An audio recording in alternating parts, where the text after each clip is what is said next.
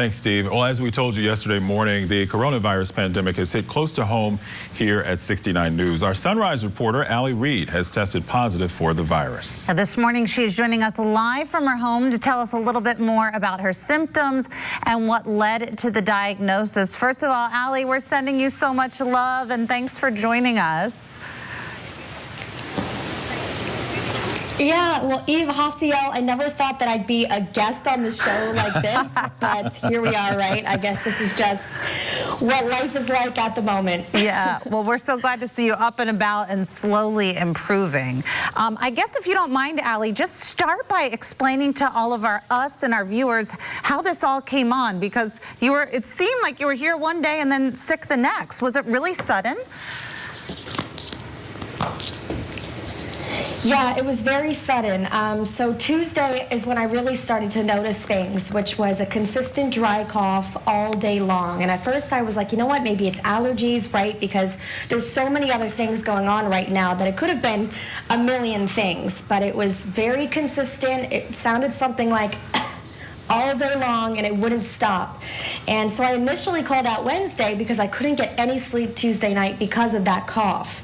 Wednesday, when I woke up, which I ended up not waking up till almost 1 o'clock in the afternoon, I woke up and I thought I was in an alternate universe. I was so tired, I couldn't lift my head from the pillow. I had an extremely high fever, 102.9, I think it was. So I just started experiencing everything almost all at once. Now, without getting too personal, I did also start having some digestive problems as well. And actually, when I spoke to the doctor, I realized my symptoms even started before Tuesday.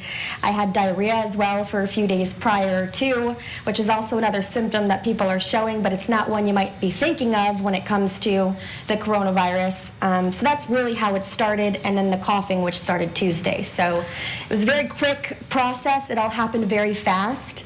And it catches up to you very, very quickly through all of this. But so yeah, those were up, kind of the initial symptoms. Waking up Wednesday when you really didn't feel like you could move, how do you get from there to getting to the doctor, getting tested? How did all that work and play out? So it was a vetting process. So I called my local doctor. Obviously, I couldn't just show up to the doctor because I don't want to get them sick, right? Just in case I do have it. But I went through a nurse who I spoke to on the phone who asked me the symptoms that I was showing. Then I went to another nurse who asked me another set of questions. And then to Dr. Sarver, his name is. He's one of the doctors locally in downtown Allentown. And he vetted me with a bunch of different questions. Obviously, given my job, you know, as TV reporter, he put me up right in the top of the list, basically, to get tested right away, just because of, you know, you go, you report on places. You know, I had been in Montgomery County and other places with these high numbers, right? So he wanted to make sure that I got tested right away, just because, you know, he isn't sure how potentially I could have gotten it. So that day, he wrote up a script, and I went to a testing site that is on, I believe it's on Chew Street in downtown Allentown. So I drove there, about 5 minutes away, and the testing process was a very painful one, but you know, at least I got to get tested that day and kind of get that out of the way, that process done. Yeah, we just saw the video. It didn't look fun, Ali, but we're glad that you got access to the test so quickly. Talk to us about the waiting period then, and how you were feeling. I mean, we've all been reporting about the coronavirus for some time now. Were you scared? Yeah, I mean, 6 days, you don't think, oh, that's not that long of a time, right? But it is. It's 6 days too long for a lot of people. And some people have even had to wait longer. You know, we have heard stories of people waiting up to almost 10 days.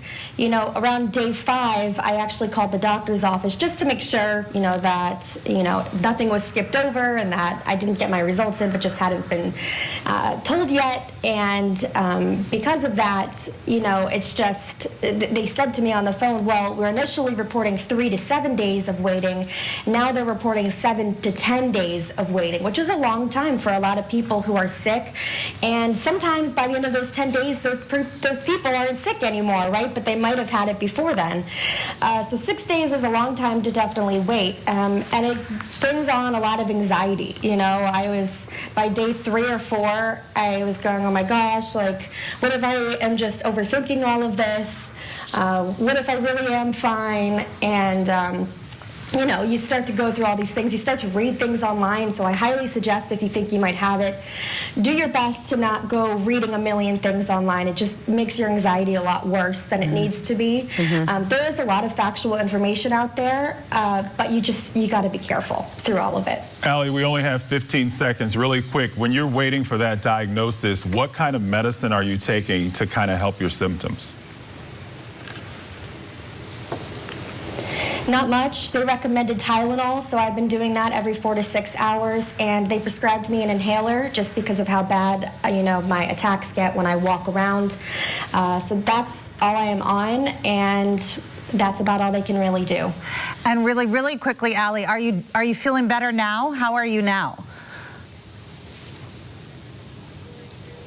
I might look okay. This morning was rough. I've been pretty sick, I'm not going to lie. You know, slapped some makeup on my face, but I still am very sick, and I tested a few minutes ago. My fever is at 102.3. So Ali. it may look like I'm okay, but I am sweating beyond belief right now. Well, thank you for taking some time to chat with us, and we're sending all of our get well wishes to you, girl.